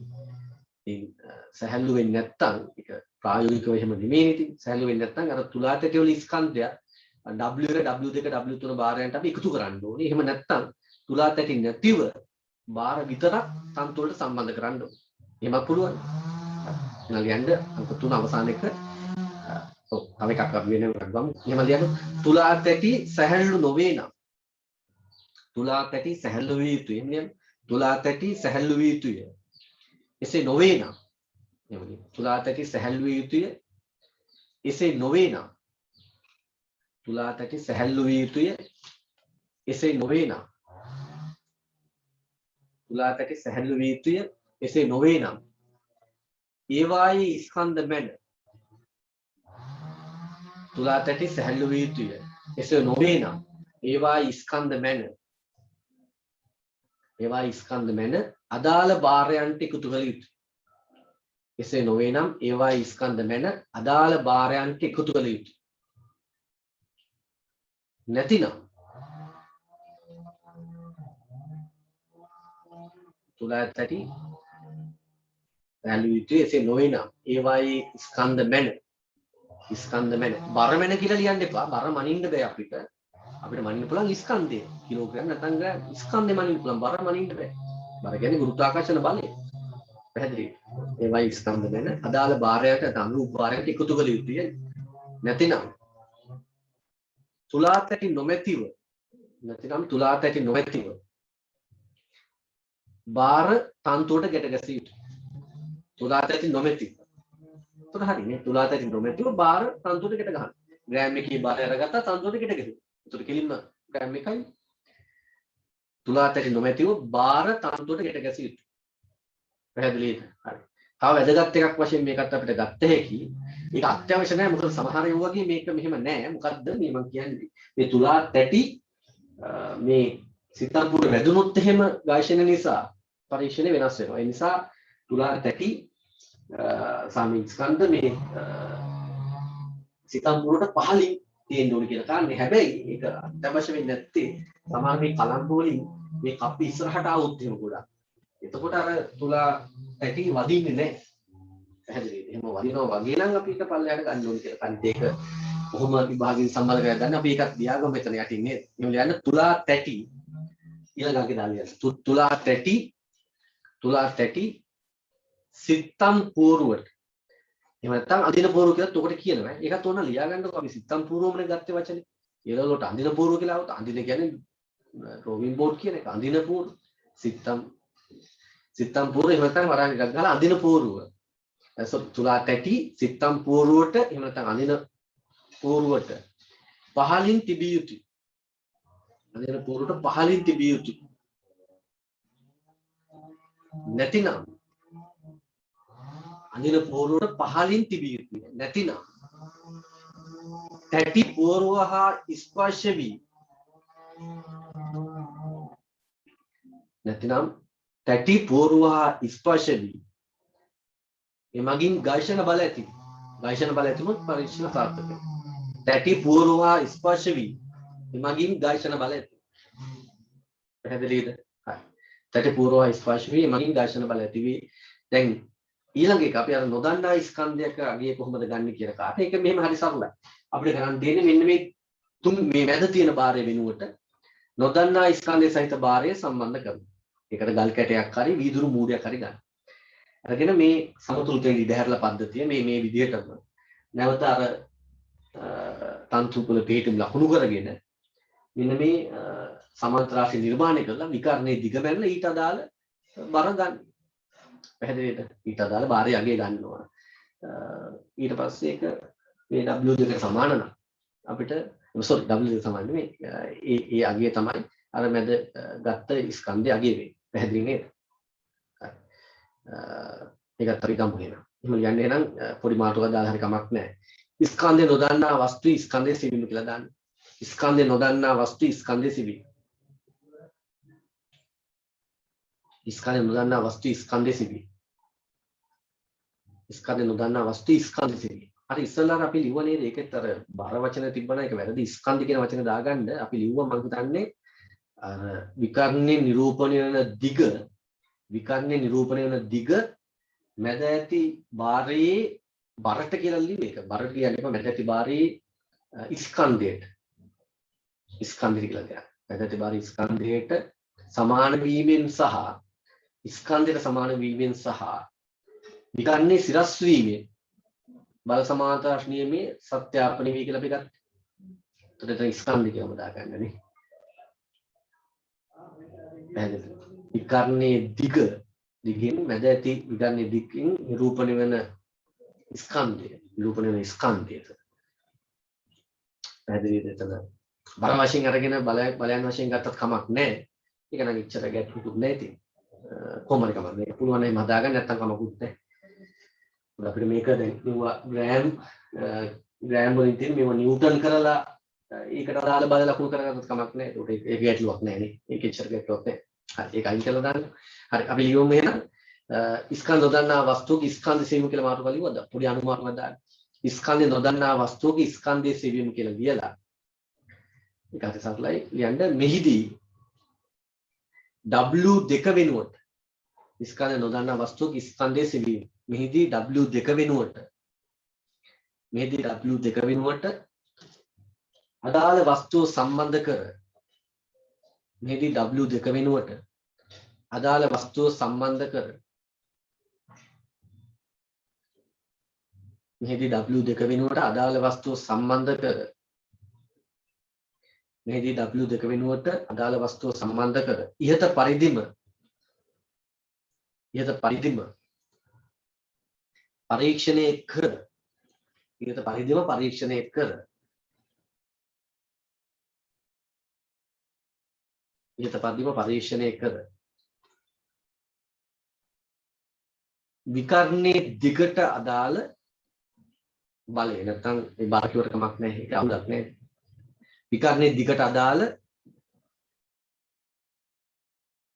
විකරණයේ දිගට අදාළ බර මගින් නැත්නම් අගේ මගින් විකරණයේ දිගට අදාළ බාරය අගේ මගින් බර මගින් විකරණයේ දිගට අදාළ බර මගින් අදාළ වස්තු ස්කන්ධය ලබා ගත හැකියි. විකරණයේ දිගට අදාළ බර මගින් නැත්නම් බලය මගින් කියවත් කමන්නේ. ඒ ඔක්කොම එකයි. බලය මගින් අදාළ වස්තු ස්කන්ධය ලබා ගත හැකියි. පැහැදිලි නේද? එච්චරයි මේ පරීක්ෂණයේ තියෙන පිළිගන්න.